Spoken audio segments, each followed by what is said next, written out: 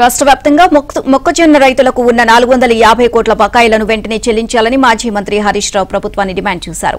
యాసంగి పంట పెట్టుబడుల కోసం రైతులు మద్దతు ధర కంటే తక్కువ ధర పంటను విక్రయించుకుంటున్నారు అని ఆవేదన వ్యక్తం చేశారు.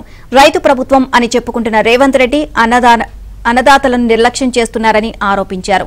సిద్దిపేట జిల్లా చిన్నకోడూరులో మొక్కజొన్న కొనుగోలు కేంద్రాన్ని హరీష్ రావు పరిశీలించారు.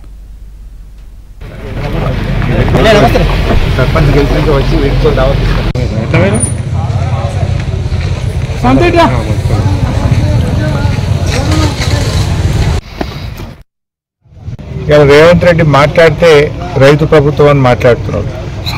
ఇవాళ రాష్ట్ర వ్యాప్తంగా 49,000 మంది రైతుల దగ్గర మార్కెట్ ద్వారా మక్కలు కొన్నారు.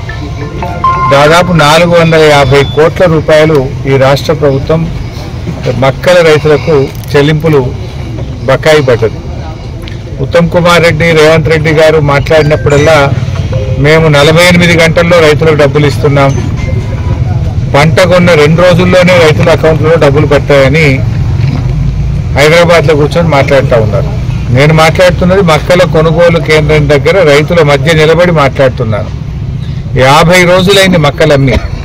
50 రోజులైనా మక్కలమ్మిన డబ్బులకు ఈరోజు కూడా డబ్బులు రావడం లేదు.